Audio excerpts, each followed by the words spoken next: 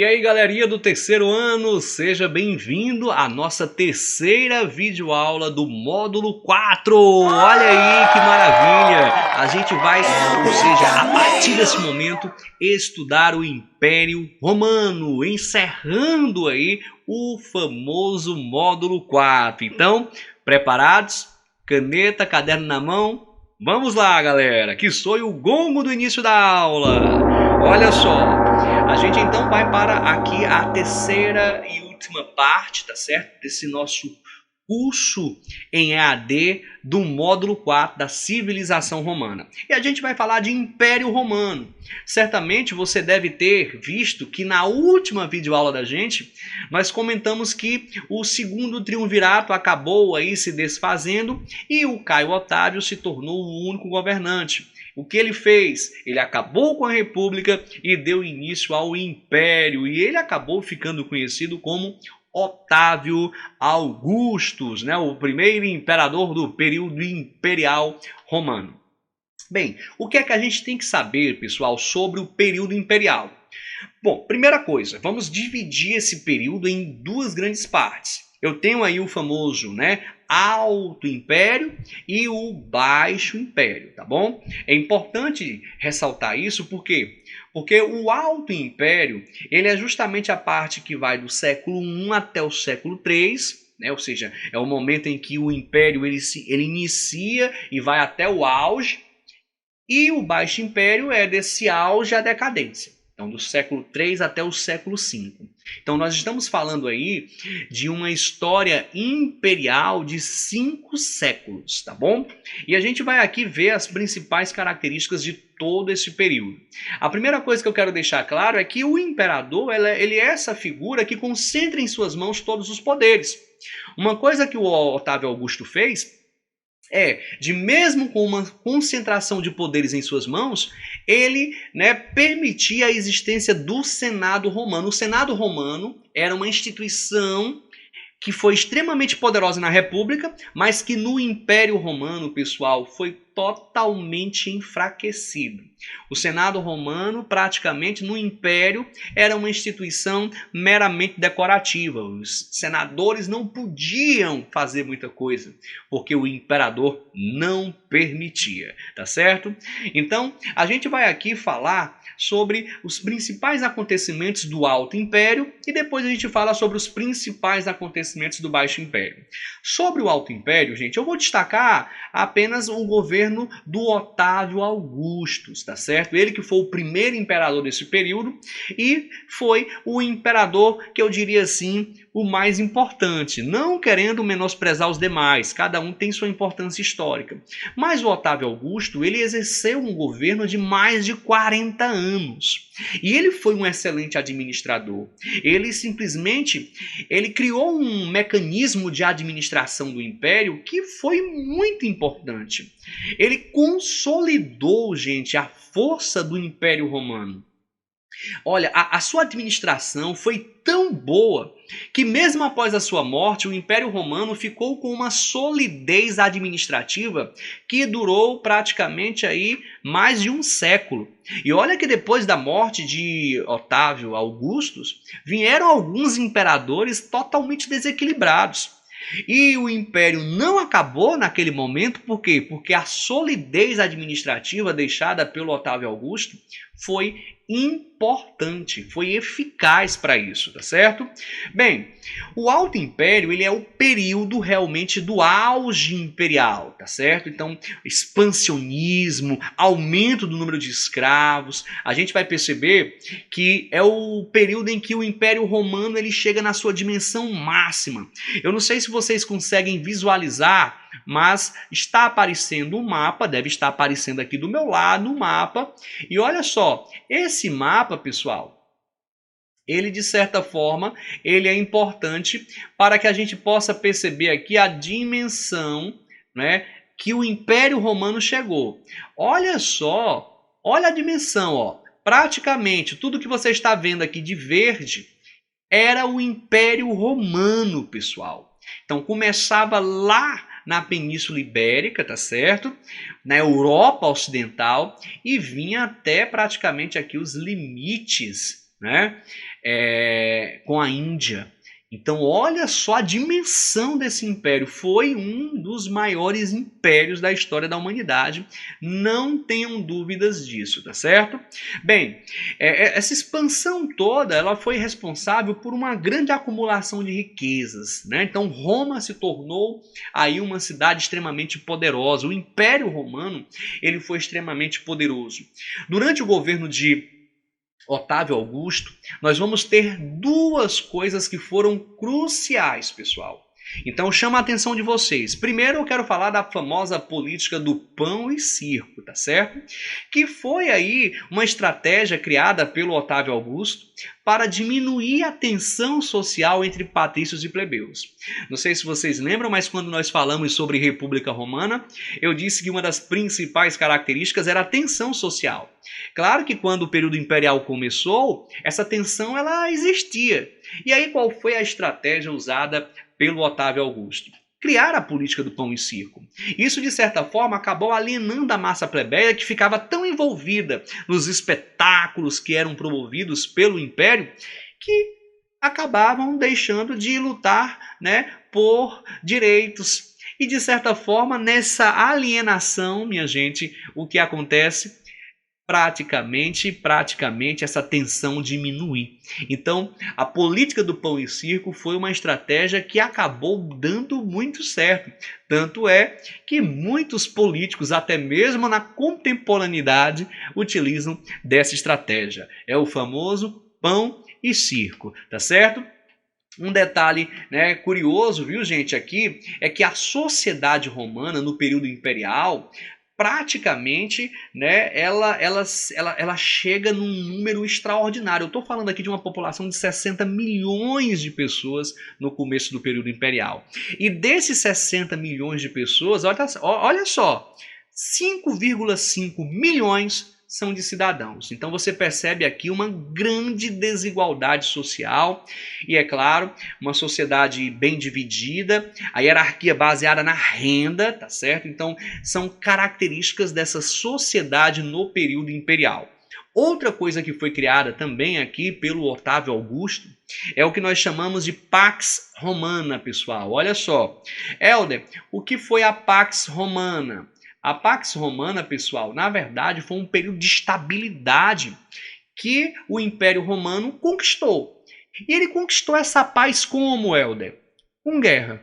Eu sei que é até contraditório falar assim, mas foi um período de estabilidade que foi conquistado com guerra. Quem ousasse se voltar contra o Império Romano sentiria a força de sua espada. Pessoal, não é à toa que o exército, as legiões romanas, elas eram extremamente profissionais, técnicas militares avançadíssimas. E o exército, o aparato militar romano, ele era extraordinário. Então, aqui o Otávio Augusto, ele contribuiu muito, tanto para diminuir a tensão social, como para resguardar aí os domínios romanos, conquistando esse período de paz aí no seu governo, tá certo? Então, importante falar dessas duas coisas do governo de Otávio Augusto: política do pão e circo e Pax Romana. Beleza? Continuando aqui, pessoal, eu vou pular agora para o Baixo Império, tá certo? Helder, nós já vamos para a decadência já. Até porque, gente, não adianta a gente comentar aqui sobre as dinastias que governaram ali no Alto Império, ou seja, após a morte de Otávio Augusto, dinastia Júlio-Claudiana, né, dinastia dos Severos, dos Antoninos. Bom, não adianta a gente comentar porque isso não é cobrado nos vestibulares. Seria mais aí curiosidades. Tá certo? Então vamos para aquilo que de fato a gente sabe que o vestibular vai cobrar. Aquilo que a gente sabe que o Enem pode vir a cobrar de vocês. Então vamos falar do Baixo Império. O Baixo Império foi o período de decadência do Império Romano. Começa no século III. Eu quero inclusive chamar a atenção de vocês aqui para o século III, pessoal. O século III, ele foi um período de caos. Foi um período Ó, só para vocês terem uma ideia, nesse período Roma teve 112, só no século III, 112 imperadores. Dos 112, apenas 3 morreram de forma natural. Todos os outros foram assassinados. Então foi um período de anarquia mesmo política. Alguns generais se autoproclamavam imperadores. Ou seja, foi um momento em que o império ele começa a ruir mesmo. No século III, o Império Romano chegou na sua dimensão máxima. E ele não vai conseguir realmente administrar toda essa porção de terra. E a gente vê que o Império Romano toma a decisão de dividir o próprio império. Vamos já comentar sobre isso. Antes, é o período, o Baixo Império, em que nós vamos ter aí a redução drástica das conquistas romanas. E isso, gente, foi um dos fatores que provocou o fim do Império. Ora, raciocine comigo. Se o Império Romano ele tem como sustentáculo o modo de produção escravista, então, assim, se o escravo é o indivíduo que simplesmente trabalha para produzir a sustentação do império, se eu paro de conquistar, evidentemente que eu vou parar de obter escravos. Então, quando eu paro de conquistar, gente, o número de escravos ele é diminuído. Ou seja, essa paralisação das conquistas do Império Romano afeta diretamente o número de escravos romanos. E isso vai ser um dos fatores cruciais para a sua decadência. Por quê? Porque se eu diminuo o número de escravos, eu tenho uma diminuição do número de riqueza. Então a sociedade ela vai entrar em colapso. Esse é um dos fatores, tá bom? Claro, outro fator, né, que de fato é crucial, que nós vamos falar, são as invasões bárbaras. Outro fator importante, o cristianismo também, que ajudou na decadência do império, vou já explicar o porquê. Então, ó, crise do colonialismo. O que seria a crise do colonialismo? Seria justamente aí o fim dessas conquistas territoriais, foi a decisão que o Império Romano tomou de parar de crescer. Aquela ideia, vamos cuidar só do que a gente tem. Então, vamos administrar só aquilo que nós já temos. Isso foi um erro. Isso acabou gerando um outro problema, que é a crise do escravismo. Então, a crise do escravismo, viu, pessoal, é outro fator, outra característica importante, tá bom? E assim, nesse período do Baixo Império, a gente pode destacar alguns imperadores que foram, assim, importantes. A gente não vai falar de todos, obviamente, porque é inviável numa videoaula como essa.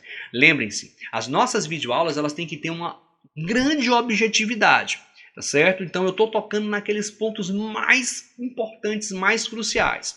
E eu vou falar aqui sobre alguns imperadores do Baixo Império que se destacaram.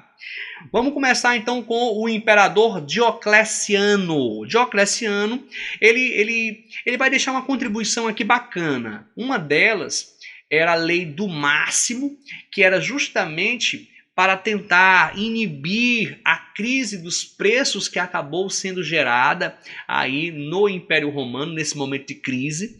Vale ressaltar que faltou produtos alimentícios e isso provoca um aumento do número de preços. E o Império teve que estabelecer um limite desses preços, tá certo?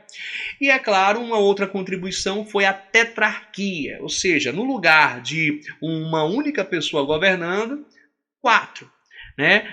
Ou seja, um governo de 4 pessoas, tá certo? Então, lei do máximo, tetrarquia, Diocleciano. Outro imperador que vai se destacar muito no Baixo Império é o imperador Constantino, pessoal. Atenção no Constantino, porque esse já caiu inúmeras vezes no vestibular da UES, adoro! Tá certo? Contribuições de Constantino. Primeira delas, o Édito de Milão.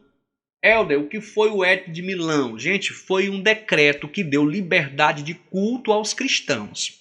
Vocês sabem muito bem que o cristianismo, quando ele surgiu no Império Romano, ele surgiu 70 anos depois da morte de Jesus Cristo, né? E o cristianismo surgiu como uma seita que era perseguida pelo Império Romano. Inclusive, vamos falar um pouquinho sobre o cristianismo, porque é muito importante, né? Falar um pouquinho sobre a história de Jesus Cristo. Eu estou falando de Jesus Cristo, o Jesus histórico mesmo, tá certo?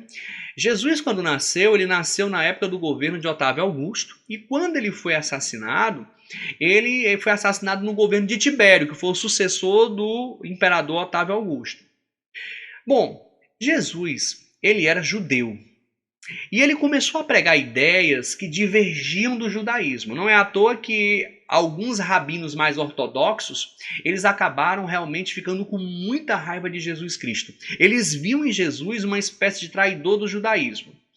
E o que é que Jesus pregava, pessoal? Jesus pregava fraternidade, igualdade.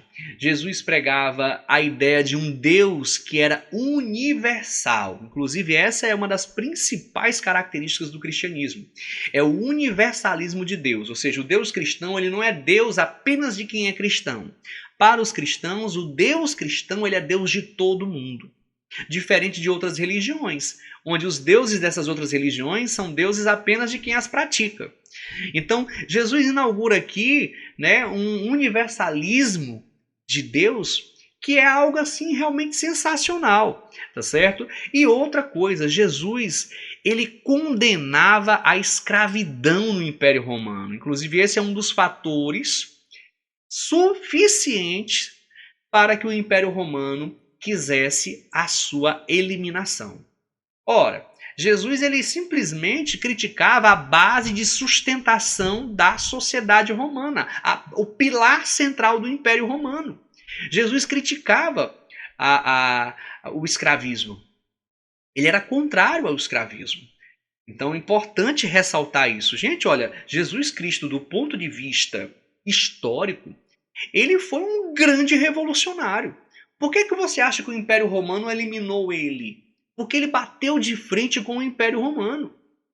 Jesus Cristo criticava justamente a base de sustentação do império, que era o escravismo. Então, fraternidade, aquela ideia que todos nós somos irmãos, filhos do mesmo pai, fraternidade e igualdade. Olha só a dimensão dessas ideias entrando na cabeça do escravo. O escravo começava a pensar, peraí, se todos nós somos iguais, filhos do mesmo pai, por que eu que sou um escravo aqui? Quer dizer que aquele patrício ali é meu irmão? Então, gente, vejam como essas ideias para o Império Romano não eram interessantes. Por isso Jesus foi perseguido. Como vocês sabem, acabou sendo preso e executado num julgamento totalmente viciado. Inclusive, aquela cena de Pilatos lavando as mãos, colocando Jesus ao lado de um ladrão, o Barrabás, e pedindo para que o povo escolha, vocês querem que eu liberte quem? E aquele povo que ali estava disse o quê? Barrabás, liberte Barrabás. Gente, quem era esse povo que estava lá? Era um júri comprado, eram judeus ortodoxos que viam em Jesus um traidor. Então, dessa forma, Jesus ele acabou sendo eliminado. Mataram, Jesus, mas não destruíram suas ideias. E 70 anos depois da sua morte, o cristianismo surge como uma seita. E essas ideias do cristianismo, elas acabaram ali se propagando primeiro entre os pobres, os escravos. Não demorou muito para que essas ideias chegassem nas classes mais ricas. E pessoal, enquanto era só pobre que praticava o cristianismo, o que é que o Império Romano fazia? Perseguia. Então os cristãos eram perseguidos, muitos eram jogados nas arenas dos gladiadores, muitos eram jogados para alimentar os animais nas arenas. Então havia uma verdadeira carnificina, perseguição, violência brutal contra os cristãos. Só que quando o cristianismo se propagou entre as classes mais ricas, o Império Romano percebeu que não poderia continuar perseguindo os cristãos. E aí, no ano de 313, olha o que é que o Constantino fez. Ele deu liberdade de culto aos cristãos. Outra coisa importante foi a criação de uma nova capital para o Império Romano, uma capital mais ao Oriente, e eles escolheram uma cidade grega antiga chamada de Bizâncio. E diante das melhorias que foram feitas em Bizâncio, essa cidade depois mudou até de nome. Foi aí que ela passou a se chamar de Constantinopla. E outra contribuição foi a Lei do Colonato, que foi uma lei criada para tentar resolver o problema da crise do escravismo. Porque desde o momento em que Roma decidiu parar de crescer, houve uma redução drástica no número de escravos, e você sabe que quem trabalhava para produzir as riquezas de Roma eram os escravos. Então, se eu tenho uma redução do número de escravos, eu tenho uma redução da produção de riqueza. Eu tenho uma redução da produção de alimentos. O número de escravos nos campos reduziu drasticamente. O imperador, preocupado com essa crise de abastecimento, ele ordenou que todos aqueles que trabalhassem na terra se fixassem na terra, não poderiam abandoná-la, assim como seus filhos, assim como os filhos de seus filhos. Isso é uma coisa que vai acabar dando origem, pessoal, à servidão medieval. A gente vai falar sobre isso quando nós formos estudar aqui o feudalismo lá na Europa Ocidental durante a Idade Média, tá bom? Mas isso mais para frente. Dando continuidade, a gente vai falar agora do Teodósio, que foi outro imperador também importante. Teodósio, pessoal, ele transformou o cristianismo em religião oficial. Isso aqui, galera, foi em 391, tá certo? Inclusive, foi um édito chamado de Édito de Tessalônica, né? Édito de Tessalônica, tá bom?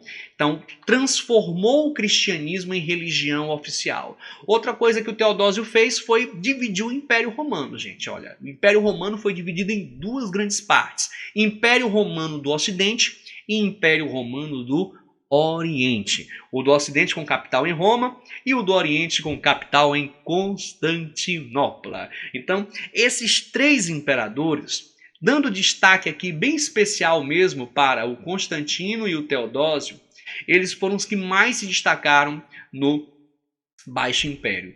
E nessa imagem que vocês estão vendo, pessoal, aqui nós temos aí o Império Romano dividido. Império Romano do Ocidente e o Império Romano do Oriente, tá certo? Importante destacar isso daí. Com relação à crise que realmente acabou com o Império Romano, a gente pode ressaltar aqui alguns elementos. Então, repetindo aqui, quais os fatores que provocaram a crise do Império Romano? Primeiro fator, a crise do colonialismo. O que é isso, Helder? Foi a decisão de parar de crescer. Foi a pior decisão que o Império Romano poderia tomar. Parou de crescer, isso afetou praticamente a base de sustentação do império, que foi o número de escravos, viu, pessoal? Então, crise do escravismo é o outro fator. Crise do colonialismo, crise do escravismo. Sem falar, gente, que com a crise do colonialismo a gente vai ter muita instabilidade política, aumento dos custos, anarquia militar. Então vai ser um caos político aí esse final da história do Império Romano, tá certo? Crise do escravismo é a redução do número de escravos. Aí nós vamos ter, né, a implantação do colonato pelo Constantino, que nós já falamos. O cristianismo é outro fator. O que está marcado aí, pessoal, são os fatores que provocaram a queda do Império Romano, tá bom? Crise econômica, alta dos preços, uma coisa que vai acontecer bastante. Quem era muito rico percebeu que era inviável morar nas cidades. E essas pessoas acabaram migrando para as suas propriedades no campo, inclusive construindo verdadeiras fortalezas, castelos. Essas pessoas depois viriam a dar origem aos famosos feudos e elas mesmas se tornando senhores feudais, tá certo? Então, que fique claro isso daí, o retorno aos campos, ruralismo, né, autossuficiente, são características desse período de decadência do Império Romano. E por último, gente, um último fator e não menos importante, tá certo? Porque é o último, as invasões bárbaras. E aí é importante ressaltarmos aqui que bárbaro era aquele que não falava latim, que não praticava a cultura romana, aquele que vivia fora das fronteiras romanas. Esses povos, eles já se aproximavam praticamente do Império Romano desde o século III. Eles foram chegando, muitos chegaram a morar dentro do Império Romano, muitos chegaram a compor o próprio exército romano. E aí, gente, por volta do século V, o que é que acontece? Migrações bárbaras acabam aí se aproveitando dessa instabilidade, principalmente do Império Romano do Ocidente. Por quê? Porque, pessoal, quando eu digo fim do Império Romano, qual foi o Império Romano que caiu? Foi o Império Romano do Ocidente, aquele com capital em Roma. Inclusive, o último rei, aliás, o último imperador do Império Romano do Ocidente foi Rômulo Augustulo. E ele foi destronado por Odoacro, que era rei dos Érulos, um povo bárbaro. E a partir daí, os povos bárbaros, eles vão invadir, eles vão tomar praticamente o lado ocidental do Império Romano. E você poderia me perguntar, Helder, e o lado oriental, o Império Romano do Oriente? Esse continuou o Império Romano até o século XV. É o famoso Império Bizantino. Assunto de nossas próximas aulas, tá certo? Esse continuou o Império Romano ainda por 1000 anos. E você vai entender o porquê na próxima videoaula, tá bom? Para fechar, pessoal, cultura romana. Sobre a cultura romana, ó, maior contribuição cultural, o direito, sem sombra de dúvidas, né? Eu acho que é a contribuição mais legítima, é praticamente uma contribuição que ela foi extremamente sofisticada, um legado enorme para o mundo ocidental, né? O direito civil, o que os romanos desenvolveram, tá bom? A literatura temos grandes nomes aí, Tito Livio, Ovídio, né? Cícero, Virgílio, contribuições também na arquitetura, principalmente com a grandiosidade, pessoal, das suas obras, né? Aquedutos, estradas, a funcionalidade dos seus projetos arquitetônicos, isso é outra coisa. E um destaque aqui para a religião politeísta e praticamente aí uma forte influência dos gregos. Uma observação aqui, pessoal, que não posso deixar de fazer antes de encerrar essa videoaula. A cultura romana ela foi profundamente influenciada pela cultura grega. A gente até diz que os romanos eles dominaram os gregos pela força das armas, mas os gregos dominaram os romanos através do quê? Da sua cultura. A cultura romana ela assimilou muita influência da cultura grega. O direito, praticamente, é uma das contribuições mais originais. Por isso que a gente dá um destaque especial para o direito, tá certo? Tranquilo? E aqui alguns nomes dos deuses, né? Dos deuses romanos, e a gente percebe claramente que tem uma influência grega fortíssima, né? Ou seja, o que era chamado de Zeus lá na Grécia era Júpiter para os romanos, Hera, Juno, Artemis, Diana, Dionísio seria Baco, né? Afrodite, Vênus, Poseidon, Netuno e por aí vai, pessoal. Então tá aí, tá certo? Cultura romana. Bem, eu espero que você tenha compreendido. Caso tenha ficado alguma dúvida, volta esse vídeo, pessoal. Volta esse vídeo. Eu vou encerrando por aqui. E se a dúvida continuar, claro, entre em contato comigo para a gente conversar. Tá certo? Pessoal, preparei aí algumas questões para vocês. Tentem responder, que muito em breve a gente vai corrigir todas elas. Beleza? Forte abraço e até a próxima videoaula. Fui! Helder Carneiro.